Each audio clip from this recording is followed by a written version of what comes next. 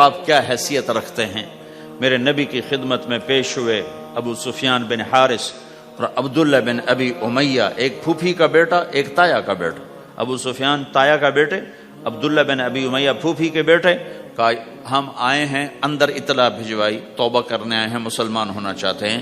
تو آپ نے فرمایا مجھے ان کے اسلام کی کوئی ضرورت نہیں ہے، میں ان کو بیعت نہیں کروں گا، انہوں نے مجھے بڑا دکھ دیا ہوا ہے۔ طائف والوں سے زیادہ تھا، طائف والوں نے تو پتھر مار مار لہولوہان کر دیا تھا۔ حضرت عائشہ نے پوچھا یا رسول اللہ سب سے زیادہ آپ نے دکھ کہاں دیکھا؟ کہا طائف کی وادی میں، لیکن جب وہ پتھر مارنے والے مدینے میں آئے تو آپ نے ان کا استقبال کیا۔ اب ایک پھوپھی کا بیٹا ہے، ایک تایا کا بیٹا، آپ کا نہیں، میں نہیں ملوں گا۔ کیوں؟ کہ ایک میرے بارے میں شعر کہا کرتا تھا اور میری برائی بیان کرتا تھا اشعار میں، اور ایک عبداللہ نے، ابو سفیان میرے بارے میں شعر کہتا تھا، پتھر نہیں مارا، زبان کا غلط استعمال۔ اور عبداللہ بن ابی امیہ نے مجھے حرم میں کہا تھا آسمان پہ چڑھ جا، 4 فرشتے لے کر آ، ان کے ہاتھ میں پیپر ہو، اس پر اللہ کی مہر ہو اور اللہ کی طرف سے لکھا ہو کہ محمد میرا رسول ہے، تو پھر بھی میں تیری نہیں مانوں گا۔ تو کہا یہ بات میرے سینے پہ ہے، میں نہیں ان کو ملوں گا۔ کڑوی بات تو نبی کا سینہ تنگ کر دیتی۔ تم بیوی سے بولو گے یا بیوی خامن سے بولے گی، یا بچے سے بولو گے بچہ آپ سے بولے گا، یا ماں باپ سے بولو گے ماں باپ آپ سے بولیں گے، بھائی سے بولو گے، ساتھی سے بولو، کیا حال ہوگا، کیا پیچھے بچے گا؟ تو میں قربان جاؤں حضرت ام سلمہ رضی اللہ تعالیٰ عنہ پر، انہوں نے بڑا عظیم کردار ادا کیا ہے 2 موقعوں پر۔ اس میں سے ایک موقع یہ ہے، انہوں نے کہا یا رسول اللہ، ایک آپ کی پھوپھی کا بیٹا، ایک آپ کے تایا کا بیٹا، آپ تو دشمنوں کو معاف کر دیتے ہیں، یہ تو آپ کے اپنے ہیں، آپ معاف کر دیں ورنہ وہ ہلاک ہو جائیں گے۔ ام سلمہ کی سفارش پر پھر آپ نے دونوں کو اندر بلایا اور ان کو بیعت کیا اور ان کو کلمہ پڑھایا۔ زبان کا غلط بول کہاں تک اثر کرتا ہے۔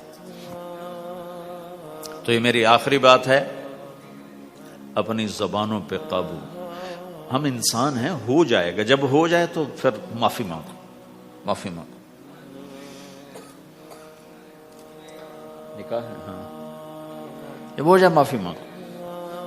میٹھے بول کے عادی بناؤ کہ کسی کے ساتھ میٹھا بول بول دینا بھی صدقہ ہے۔ میرے پاس وکیلوں کا وفد آیا، ہم جماعت میں تھے مظفر آباد، تو میں نے آدھا گھنٹہ بات کی، کہا جی آپ کی بہت نصیحتیں سنی ہیں، آخر میں کوئی ایک نصیحت کر دیں۔ تو میں نے کہا یہ، کہ نہیں یہ نہیں، کوئی اور نصیحت کرے۔ یہ بڑا مشکل کام، ایک تو یہی ہے کہ اسے قابو میں رکھو۔ ایک میٹھا بول دلوں کو خرید لیتا ہے اور ایک کڑوا بول زندگی میں زہر گھول دیتا ہے۔ تو بھائیو یہ ایک معاشرت ہے۔ ہمارے ہاں پاکستان میں نا بسوں کے پیچھے بڑے عجیب عجیب لکھے ہوتے ہیں جملے، تو میری زندگی سڑکوں پہ ہی گزری ہے، تو میں نے اس کا ایک وہ بنایا ہے سکیچ۔ ایک دفعہ میں ایک بس کے پیچھے جا رہا تھا تو اس کے پیچھے ایک جملہ لکھا تھا جو مجھے بڑا پسند آیا، تو پھر میں پچھلا بھی سنا دیتا ہوں، وہ بھی سنا دیتا ہوں۔ نئی بس کے اوپر لکھا ہوتا ہے ویکھ ٹور چکوری دی۔ چکور ایک پرندہ بڑے نخرے سے چلتا ہے، تو نئی بس کے پیچھے لکھا ہوتا ہے مجھے دیکھو میں چکور کی طرح چل رہی ہوں۔ جب ذرا پرانی ہو جاتی ہے تو اس کے پیچھے لکھا ہوتا ہے ہارن دے کر پاس کریں۔ جب زیادہ پرانی ہو تو پھر اس کے پیچھے لکھا ہوتا ہے یا پاس کر یا برداشت کر۔ اور زیادہ پرانی ہو تو اس کے پیچھے لکھا ہوتا ہے نہ چھیڑ ملنگانو۔ ملنگ سمجھتے ہو؟ نہ چھیڑ ملنگانو۔ یہ ایسے جملے لکھے ہوتے، کہیں وہ رنگ روغن ہو کے دوبارہ آ جائے سڑک پر تو لکھو تو وقت نے ایک بار پھر دلہن بنا دیا۔ تو ایک دفعہ میں ایک بس کے پیچھے جا رہا تھا، تو میں وہ ایسے ہی نظر تو پڑی جاتی ہے تو وہ پھر پڑھا بھی جاتا ہے، تو ایک بس کے پیچھے ایک جملہ لکھا تھا، میرے جو سوا گھنٹے کا جو میں مضمون بیان کر اس کا خلاصہ لکھا تھا دل برائے فروخت، بڑا دل برائے فروخت، اور نیچے لکھا تھا قیمت ایک میٹھا بول، ایک میٹھا بول۔ ایک بول سے بیوی کا دل خرید لو، ایک بول سے بیوی خامند کا دل خرید لے، ایک بول سے بہو ساس کا دل خرید لے، ایک بول سے ساس بہو کا دل خرید لے، ایک بول سے بھائی بھائی کا دل خرید لے، ایک بول سے ماں باپ اولاد کا دل خرید لے، ایک بول سے اولاد ماں باپ کا دل خرید لے، ایک بول سے تم دشمن کا دل خرید لو۔ یہ زبان کا میٹھا بول ہے، یہ کرو گے تو اللہ تمہیں چمکائے گا۔ تو بھائیو، یہ بھی دین ہے اور بہت بڑا دین ہے، اور دکھ درد کی بات یہ ہے نہ یہ بتایا جاتا ہے نہ یہ سکھایا جاتا، زیادہ زور عبادات پر ہی ہے۔ حسن جو پیدا ہوتا ہے وہ میک اپ سے پیدا ہوتا ہے۔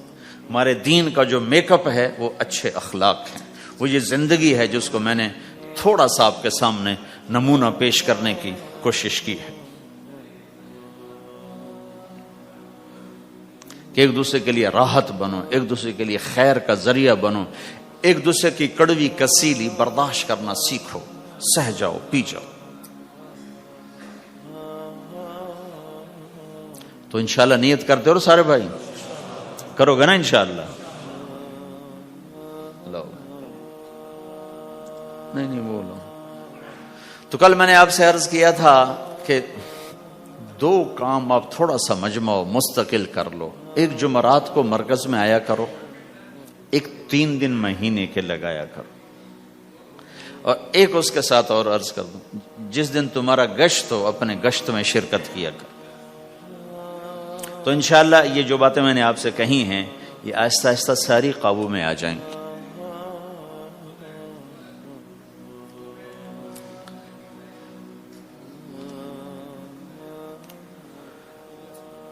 صالحہ بنت محمد الیاس، اچھا احمد اسماعیل، یہ ہے۔ مہر کتنا ہے؟ $1700 نقد۔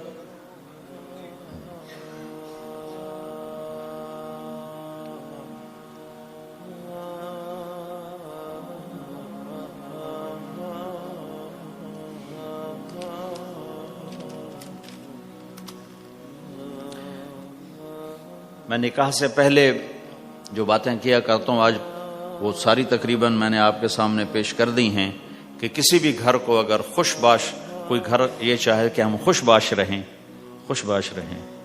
تو ایک دوسرے کی برائیاں دیکھنا چھوڑ دے، ایک دوسرے کی کمیاں پکڑنا چھوڑ دے، ایک دوسرے کو تانا دینا چھوڑ دے، ایک دوسرے کے عیب چھپائیں، اپنے گھروں میں غیبت نہ کریں، کسی کی برائی نہ کریں، اپنے بچوں کو بھی اس کا عادی بنائیں، نہ کسی کی کریں نہ کسی کی سنیں۔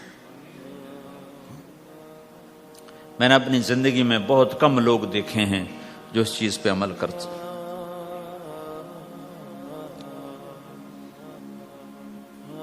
تو انشاءاللہ آپ کے گھر میں رونق رہے گی۔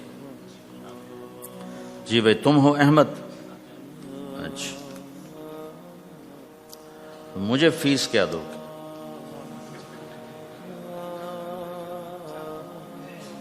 کیا کرتے ہو؟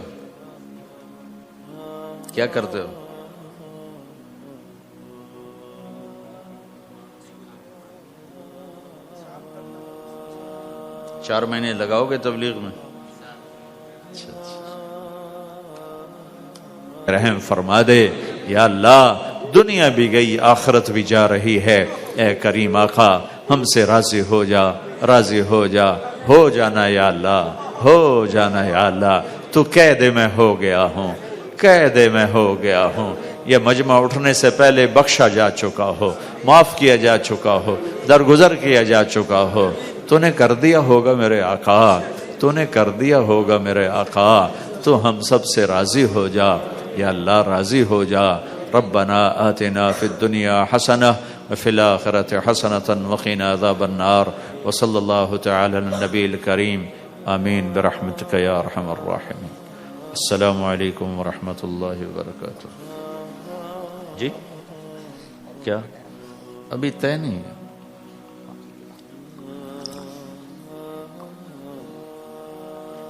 اللہ آپ لوگوں کو جزائے خیر عطا فرمائے. آپ جتنے تھے سارے ہی آتے رہے، آپ کی بڑی مہربانی. اللہ نے رزق مقدر میں لکھا تو پھر بھی ملاقات ہو جائے گی. ابھی تو 1-2 دن کے بعد انشاءاللہ واپسی ہے. السلام علیکم ورحمۃ اللہ.